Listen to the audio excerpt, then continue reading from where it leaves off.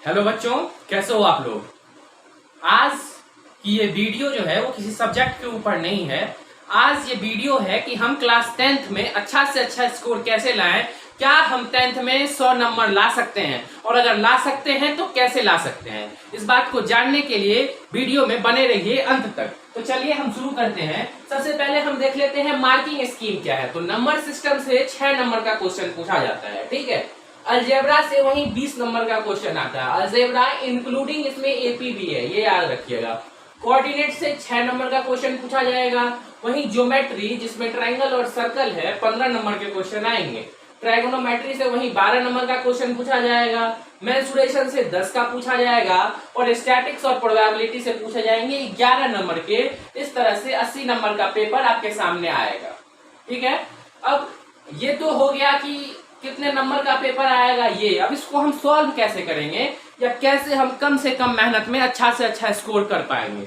तो सबसे पहले हमें ये जानने की जरूरत है कि किस पे ज्यादा टाइम देने की जरूरत, ठीक है। तो इसी के लिए हमने इस पूरे सिलेबस को 3 भागों में बांटा है। एक पहला है इजी पार्ट, कि जो बहुत ही इजी है, ज्यादा कंफ्यूजिंग नहीं है। आप एक बार बना लोगे, आपके दिमाग में आ जाएगा। एक बार नहीं तो कम से कम 2 बार, और 3 बार में तो पक्का ही हो जाएगा।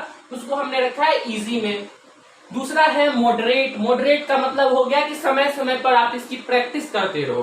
जैसे मान लिया कि एक हफ्ते में इसका एक बार रिवाइज कर लिया, या 10 दिनों में एक बार रिवाइज कर लिया, तो उसको हमने मॉडरेट में रखा है। इससे बहुत सारे चीजें मिस हो जाती है, क्योंकि चीजें ज्यादा है, ठीक है, तो मिस हो जाती है। इसीलिए हमने इसको रखा है मॉडरेट में। आप कम कम टाइम पे, मतलब एक टाइम अंतराल बना के इसकी भी प्रैक्टिस करते रहो।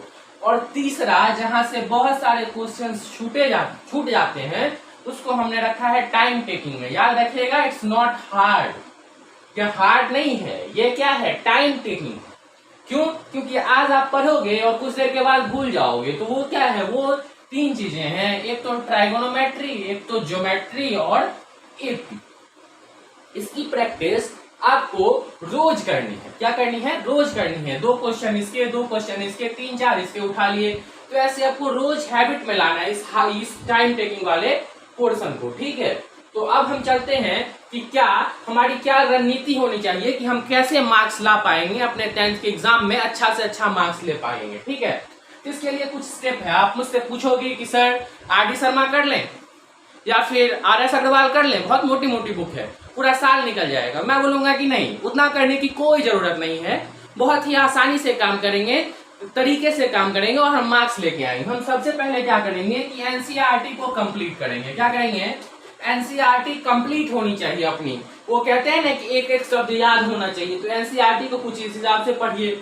कम से कम एनसीईआरटी अगर आपने एक बार पढ़ लिया है तो ये 10 से 15 दिन में आप फिर से एक बार बना सकते हो, या ये टाइम ज्यादा से ज्यादा 20 से 25 दिन हो सकता है दोबारा खत्म करने के लिए, ठीक है। तो 2-3 बार एनसीईआरटी की प्रैक्टिस कर लीजिए। फिर एक ओन चैप्टर मैप बनाइए। अब चैप्टर मैप किसको कहते हैं? जैसे मैंने ट्राइगोनोमेट्री पढ़ाया, ठीक है, आपको जो भी उसमें समझ में आया, जितना भी फॉर्मूला है, उस सबको आप एक जगह लिख लो। आप जब भी देखो कि ट्राइगोनोमेट्री पढ़ना है, पहले उसको देख लो कि ये सब फॉर्मूले हैं, ये ऐसे किया था हमने, और इसमें हमें थोड़ा सा कॉम्प्लिकेटेड लग रहा था, ये वाला पोर्शन इसका कॉम्प्लिकेटेड है, तो उस पर ज्यादा ध्यान देने की जरूरत है। तो ये चैप्टर मैप हो गया। तो दूसरा काम करो कि आप एक अपना चैप्टर मैप बना लो। ये किसी का फॉलो मत करो, अपना बनाओ, क्योंकि आपकी अपनी प्रॉब्लम होगी और उसका सॉल्यूशन भी अपना ही होगा, यूनिक होगा, ठीक है। फिर आप कर लो आर.एस. अग्रवाल। पूछो, अभी आपने कहा कि आर.एस. अग्रवाल नहीं करना, फिर आप बोल रहे हो आर.एस. अग्रवाल कर लो। तो मैं आपको आर.एस. अग्रवाल करने के लिए नहीं कह रहा हूं।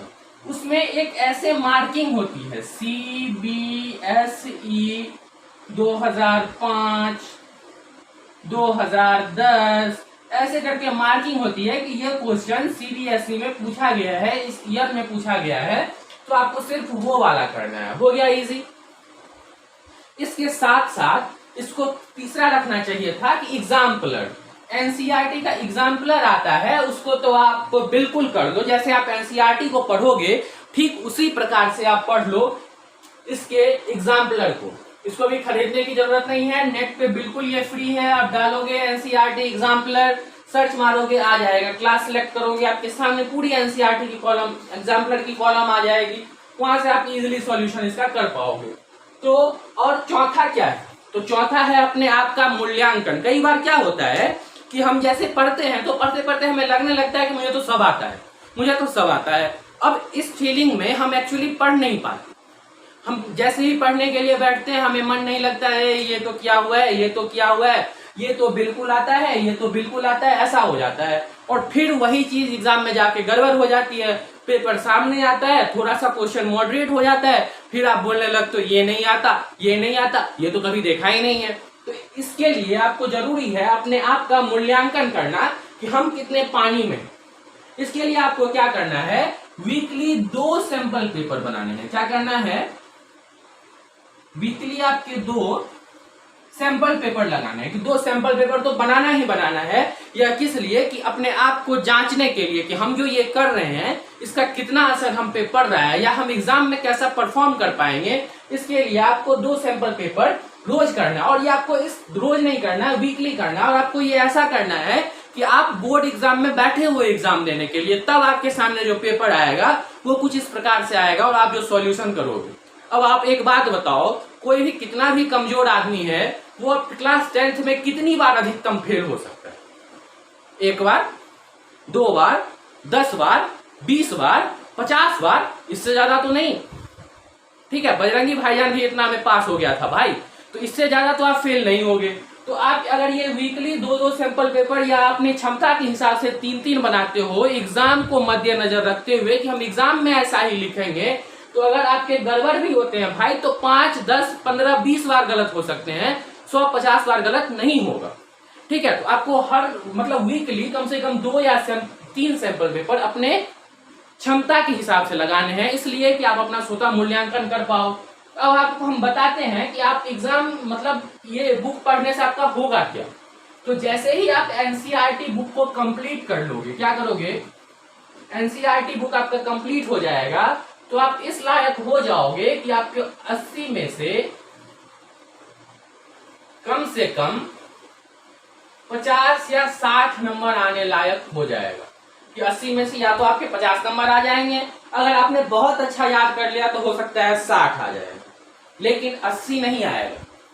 ठीक है, और 80 क्यों नहीं आएगा कि एग्जाम लेने वाला जो क्वेश्चन सेटर होता है वो खुद सोचता है कि आप कम से कम 30 या 40 नंबर तो लेके ही जाओ कम से कम।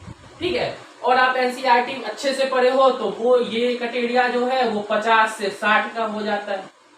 तो फिर पूछिए कि आगे क्या, 60 नंबर से जिसको आगे लाना है वो क्या करे, तो वो बनाए एनसीईआरटी का एग्जाम्पलर। क्या करे, वो बनाए एनसीईआरटी का एग्जाम्पलर। जैसे ही आप एग्जाम्पलर भी कंप्लीट कर लेते हो तो फिर आप इस लायक हो जाते हो कि यह 50-60 जो है वो 60 से 75 नंबर तक का हो जाता है। मतलब आप 75 नंबर लाने लायक हो जाते हो 80 नंबर में से।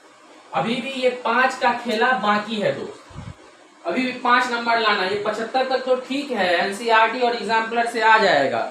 बाकी 5 नंबर जो होता है ये आपका बौद्धिक टेस्ट लेता है कि एक्चुअल में आपने कितना मेहनत किया है, या आप 10th को पूरे साल आपको जो टास्क दिया गया है उसको किस हिसाब से फॉलो करते हो। और यही 5 नंबर जो है ये आपके क्षमता को दर्शाता है, ये आपका मेहनत है और ये आपकी क्षमता है। मैं सीधा बता रहा हूँ। तो इसके लिए आपको क्या करना है, तो यही RS अग्रवाल का जो सीबीएसई जो मार्किंग वाला जो क्वेश्चन है उसको आपको लगा लेना है और प्रैक्टिस करनी है बार बार, 1 बार, 2 बार, 100 बार, 1000 बार, तब तक जब तक कि वो चीज आपको आने ना लग जाए। मैंने आपको पहले ही बताया कि आपको एक क्या बना लेना है, आपको बना लेना है चैप्टर मैप बना लेना है। उसमें आपको 2-1 क्वेश्चन हर एक्सरसाइज से या हर टॉपिक से ऐसे मिल जाएंगे जो आपको कंफ्यूजिंग लगेगा। उसे आपको बनाना है 1 बार, 100 बार, 1000 बार, और तब तक जब तक कि आने ना लग जाए। ठीक है, क्योंकि प्रैक्टिस मेक्स यू परफेक्ट। आपकी सफलता में आपकी टैलेंट की जो भागीदारी है वो सिर्फ 0% है, राइट। तो 100% क्या है, वो है आपका टाइम मैनेजमेंट और प्रैक्टिस। तो प्रैक्टिस करेंगे तो सफल जरूर हो जाएंगे। ठीक है, तो आप ये सारी चीज अगर फॉलो करते हो तो आप आराम से जो है सो मैथ्स में क्या कर लोगे, 100 में 100 लाओगे और आपको ज्यादा पूरे दिन पढ़ने की जरूरत भी नहीं है। आप ज्यादा से ज्यादा हर दिन मैथ्स को 2-2 घंटे दे दो और जब आप सैंपल पेपर लगाओ, जिस दिन आप सैंपल पेपर बनाओ उस दिन मैथ्स को बस 3 से 3.5 या ज्यादा से ज्यादा 4 घंटे दे दो, तो आपके 100 नंबर जो ये 10th में है वो पक्के हो जाएंगे। ठीक है। और अंत में मैं आपके लिए कुछ लाइन पेश करना चाहता हूं जो मेरे ही वीडियो पे किसी ने कमेंट किया है मैथ को लेकर, कि मैं सेल्फ स्टडी करने वाला ड्रॉपर छात्र, तुम बड़े कोचिंग की क्वीन प्रिय। मैथमेटिक्स के लिए है कि मैं सेल्फ स्टडी करने वाला ड्रॉपर छात्र, तुम बड़े कोचिंग की क्वीन प्रिय, परसेंटेज सा सीधा हूं मैं। वाह, परसेंटेज सा सीधा हूं मैं, तुम ज्योमेट्री सी कठिन प्रिय। ठीक है। फिर आगे लिखता है कि तुम जाती सिटी मॉल में, मैं बत्रा सिनेमा में लीन प्रिय, पाकिस्तान सा उजरा हूं मैं, तुम हिंदुस्तान सी ग्रीन प्रिय। ठीक है। तो बच्चों आप टेंशन मत लो, ये जितने भी आपके हार्ट ये वाला है, ट्राइगोनोमेट्री है, ज्योमेट्री है या एपी है, इसका सेपरेटेड वीडियो संकल्प हर घर शिक्षा के प्लेलिस्ट में सारा कुछ अपडेट हो जाएगा। ट्राइगोनोमेट्री का तो खैर मैंने कर दिया है, 8.1 का भी कर दिया है, अपने हिसाब से चैप्टर मैप भी बना दिया है, तो ये सारे मैं करवा दूंगा। फिर मैं कोशिश करूंगा मॉडरेट का, फिर अगर टाइम बचता है तो मैं इजी भी करवाऊंगा। ठीक है। तो आपको ये सारा स्टडी मटेरियल संकल्प हर घर शिक्षा के यूट्यूब चैनल पे बिल्कुल फ्री है, तो चैनल को सब्सक्राइब कीजिए, अपने दोस्तों के साथ शेयर कीजिए ताकि ज्यादा से ज्यादा लोग इसका फायदा उठा सके।